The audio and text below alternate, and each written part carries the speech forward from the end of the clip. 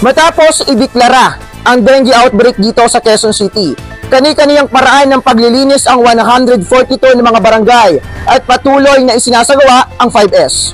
Noong 2019, nang simulang magpakawala ng palakang bukid ang barangay Old Balara sa Quezon City sa mga estero dahil napatunayan nila sa kanilang barangay na malaki ang tulong nito upang mabawasan ang lamok at mapababa ang kaso ng dengue.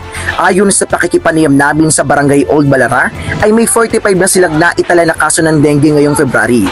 Ayon naman sa Quezon City Epidemiology and Surveillance Division, may kabuang 1,769 na mga kaso ng dengue sa buong Quezon City na may edad 5 hanggang 17 taong gulang at 10 naman ang napaulat na namatay.